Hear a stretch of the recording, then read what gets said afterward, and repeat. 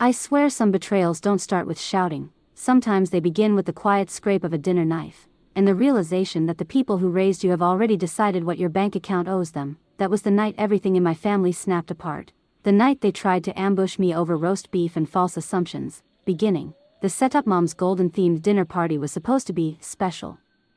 Whenever she said that, it meant I was walking into emotional crossfire. At the table sat the entire Clark family circus, my parents, my older sister Marissa and her fiancé Dylan, my brother Ethan with his wife Cara, and Uncle Gerald, who drove 3 hours just to be part of the spectacle, right after Marissa finished describing her once-in-a-lifetime wedding vision, which apparently required more money than a starter home. Dad set down his fork like he was about to deliver a corporate announcement. "Liam," he said, staring at me like a misbehaving employee, "it's time you stopped hiding your money and helped your sister." I kept cutting my food. Quietly.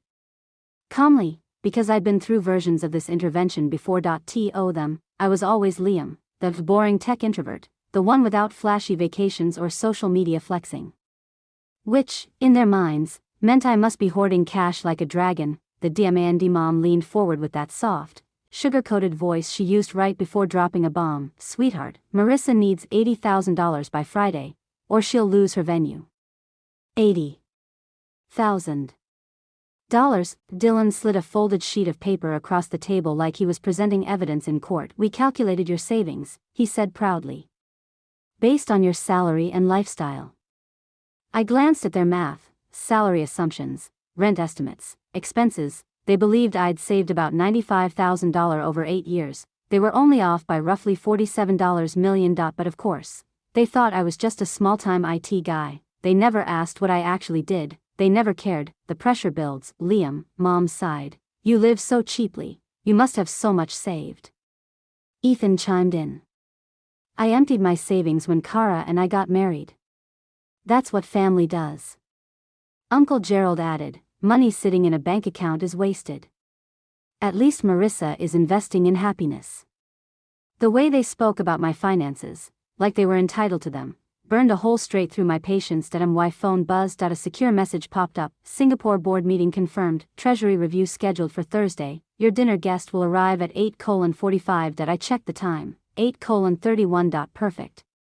The credit report betrayal." Then Dylan cleared his throat in that self-satisfied accountant way. "Actually," he said, "I verified Liam's financial capacity." "Verified?" I repeated. "I have connections at credit reporting agencies," he said proudly. "We needed to be sure." Mom nodded like this was sensible. Ethan looked impressed. My jaw tightened. Dylan continued, "Liam has multiple platinum cards, a black card, high limits, significant recent activity.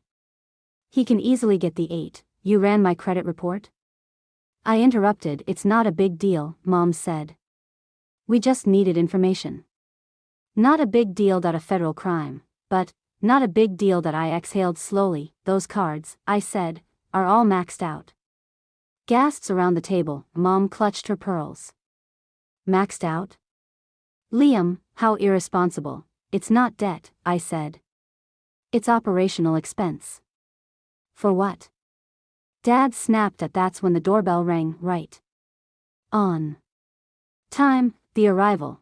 The SHFT on the security monitor stood exactly who I expected, Roman Halden, chairman and CEO of Halden Global Bank, holding a bottle of vintage wine. Beside him, Adele Rourke, senior partner at Rourke and Flynn Corporate Law, and 2 federal banking compliance officers. I opened the door. "Roman."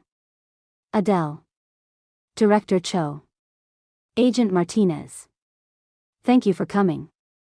Roman smirked. "When you told me your family was demanding access to your accounts for a wedding, I had to see this."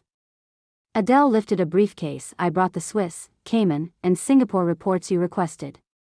Director Cho added, "Mr. Clark, your crypto operations are fully compliant."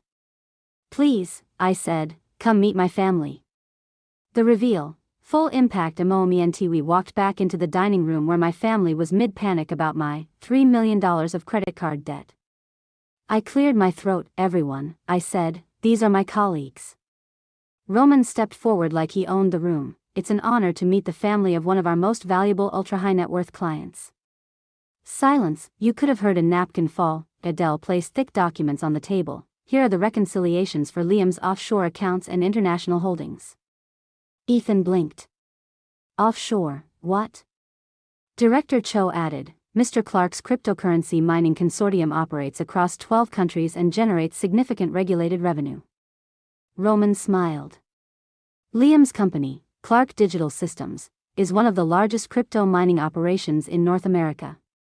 His monthly revenue exceeds what most firms make in a year. I pulled up my operations app. This, I said, is what those maxed out cards pay for. A live dashboard flickered across the screen. Mining farms. Data centers. Global infrastructure. Dad swallowed hard. How much revenue? Last month? I said. About 5.1 million. Mom turned pale. Roman added casually, his portfolio is valued at roughly $340 million. Quiet, crushing, absolute quiet, the underlying truth. They didn't apologize because they suddenly understood me, they apologized because they suddenly realized what I was worth, and that hurt more than the ambush, because they never asked who I was, only what I could provide. The ending, the Reflexioni paid for Marissa's wedding, all of it, not because they demanded it, but because I chose to.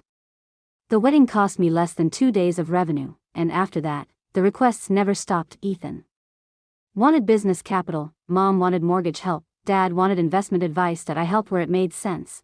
But something in me closed that night. 6 months later, I launched the Clark Foundation, a $25 million education initiative. Dad bragged to everyone he knew, but it was pride built on dollars, not understanding. The truth is, success feels different when no one believed in you until the numbers forced them to. Sometimes the real twist isn't becoming wealthy, that it's realizing who cared, only after you did. That if you've ever been underestimated, ever been treated like your value depended on what you could give, then you already know, money changes everything, but it changes people the most.